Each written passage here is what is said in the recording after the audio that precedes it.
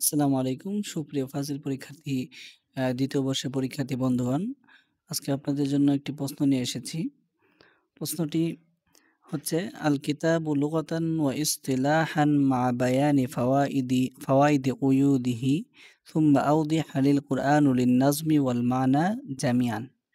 এই প্রশ্নটা উসুলুল ফিকহ ওয়াদ দাওয়া এর মধ্যে আসার সম্ভাবনা অনেক বেশি। তো এই প্রশ্নটা আমরা হল করার চেষ্টা করব। একেবারে সংক্ষিপ্তভাবে সহজভাবে উত্তর দেওয়ার চেষ্টা করেছি। আমরা যদি ভালোভাবে এই প্রশ্নটা পড়ি, উত্তরটা পড়ি, তাহলে আমাদের পরীক্ষা দেওয়া অনেকটাই সহজ হয়ে যাবে ইনশাআল্লাহ। তো আমরা কথা না বাড়িয়ে আলোচনায় চলে যাই। আররিফিল কিতাবা লুগাতান ওয়া ইসতিলাহান মা বায়ানি ফাওয়াইদি উয়ুদিহি থুম্মা আউদিহ লিল কুরআনু লিন নাজমি ওয়াল মানা জামিআন। কিতাবের ভাষাগত ও পরিভাষাগতভাবে সংজ্ঞায়িত করো। এর সংজ্ঞার প্রতিটি সীমাবদ্ধতার উপকারিতা ব্যাখ্যা করো। তারপর বলো, কুরআন কি শুধুমাত্র শব্দের নজম এর জন্য নাকি শব্দ ও অর্থ উভয়ের জন্য? এখানে আমরা লক্ষ্য করলে দেখতে পারবো যে এখানে মোট ৩টা প্রশ্ন করা হয়েছে। এখানে মোট ৩টা প্রশ্ন করা হয়েছে।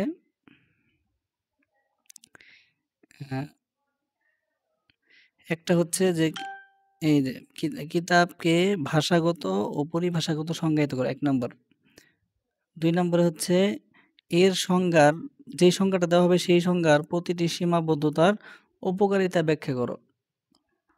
তারপরে হচ্ছে তারপর বলো, কুরআন কি শুধুমাত্র নজম শব্দের জন্য নাকি শব্দ ও অর্থের জন্য? তো এই ৩টা প্রশ্নের উত্তর আমরা এক প্রশ্নের মধ্যে আমরা দেওয়ার চেষ্টা করব ইনশাআল্লাহ। তো কিতাবের ভাষাগত সংজ্ঞা, তারিফুল কিতাবি লুগাতান। তো শাব্দিক সংজ্ঞা কি? সংজ্ঞা হচ্ছে আল কিতাব লুগাতান আয-যাম্মু ওয়াল জাম্মু, এতটুকুই। বাংলা অর্থ, ভাষাগতভাবে কিতাব শব্দের অর্থ হচ্ছে সংগ্রহ করা বা একত্র করা। কারণ অক্ষর ও শব্দ একত্র করে যখন কোনো কিছু লেখা হয় তখন তাকে কিতাব বলা হয়। তাই আল কিতাবতু মানে লেখা, আর আল কিতাব মানে যা লেখা হয়েছে। কিতাবের পরিভাষাগত সংজ্ঞা, তারিফুল কিতাব ইস্তিলাহান। আরবিটা, আল কিতাব ইস্তিলাহান ওয়া কালামুল্লাহি তাআলা আল মুনাজ্জালু আলা নবিহি মুহাম্মাদিন সাল্লাল্লাহু আলাইহি ওয়াসাল্লাম আল মুতাআব্বাদু বিতিলাওয়াতিহি আল মানকুলু ইলাইহি বিত্তাওয়াতুরি আল মাকতুবু ফিল মাসাহিফি আল মাবদুউ বিল ফাতিহাতি ওয়াল মাখতুমি বিন নাসি।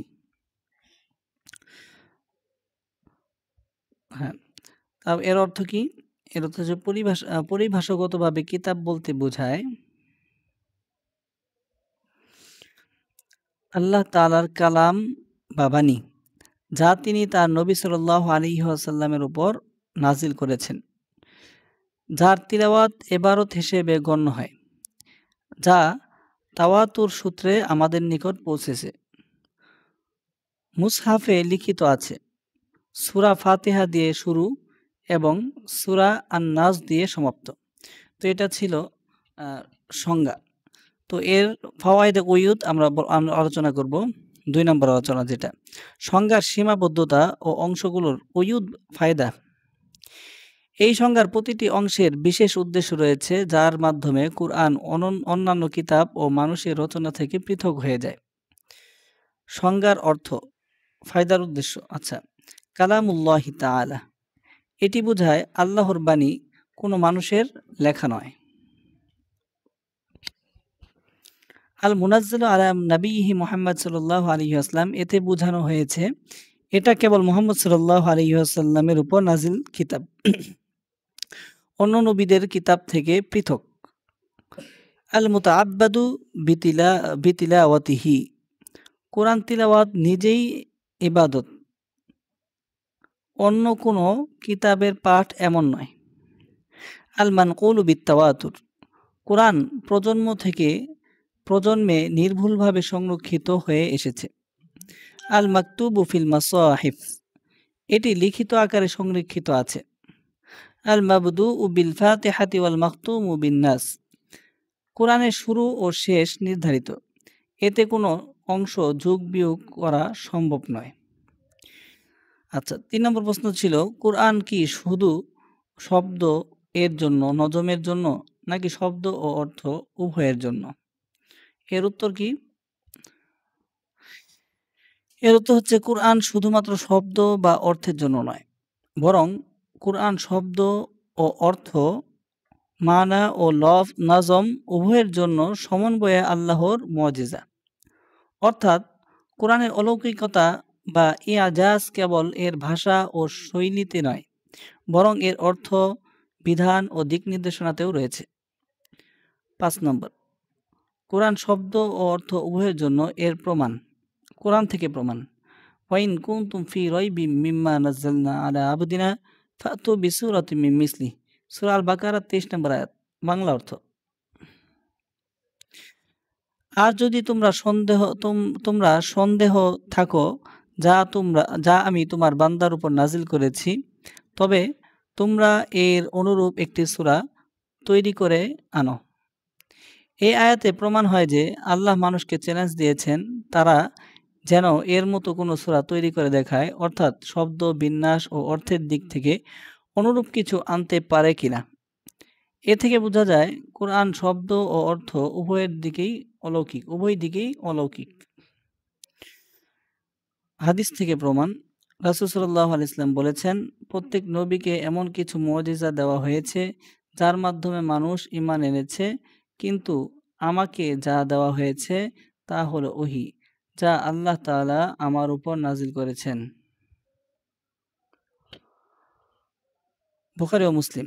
অর্থ, এই হাদিস প্রমাণ করে যে কোরআন এমন এক মুজিজা যার অলৌকিকতা কেবল তার শব্দ বা ধ্বনিতে নয়, বরং তার গভীর অর্থ ও দিক নির্দেশনা ও বিধানে রয়েছে।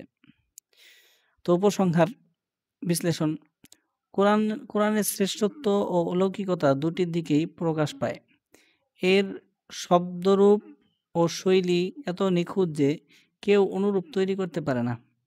এর অর্থ ও বিধান এত গভীর ও সঠিক যে তা কেবল আল্লাহ তাআলার পক্ষেই হতে পারে। অতএব বলা যায় কোরআন শব্দ, নজম ও অর্থ, মানা উভয়ের জন্যই মুজিজা। তো এটা হচ্ছে সারসংক্ষেপ, মানে স্মরণ রাখার জন্য, পরীক্ষায় আগে এটা মনে রাখার জন্য এই টেস্ট। প্রথমে বড় প্রশ্নটা পড়ে এতটুকু পড়লে আমাদের পরীক্ষায় মনে থাকবে। ভাষাগত সংজ্ঞা কি পড়েছিলাম? একত্র করা বা লেখা। পরিভাষাগত সংজ্ঞা, আল্লাহর কালাম রাসূল সাল্লাল্লাহু আলাইহি ওয়াসাল্লামের উপর নাজিল। সংজ্ঞার সীমার ফায়দা, কোরআনকে অন্যান্য কিতাব থেকে পৃথক করে। কোরআনের বৈশিষ্ট্য, শব্দ ও অর্থ উভয়ের দিকেই মুজিজা। তো সংক্ষেপে বলা যায়, কিতাব শব্দের ভাষাগত অর্থ একত্র করা, আর পরিভাষাগত অর্থ আল্লাহর কালাম, যা নবী সাল্লাল্লাহু আলাইহি ওয়াসাল্লামের উপর নাজিল হয়েছে। সংজ্ঞার প্রতিটি অংশ কোরআনের মুজিজা ও ভিন্নতা প্রকাশ করে। কোরআন শুধু শব্দ বা অর্থ নয়, বরং উভয়ের সমন্বয়ে আল্লাহর অনন্য মুজিজা। তো পরীক্ষায় আমরা যতটুকু লিখবো, আমরা পরীক্ষায় এই পর্যন্ত লিখব, এই পর্যন্ত লিখব, এটা না। তো আল্লাহ তাআলা আমাদের সবাইকেই ভালোভাবে পরীক্ষা দেওয়ার তৌফিক দান করুন। আমিন। আসসালামু আলাইকুম।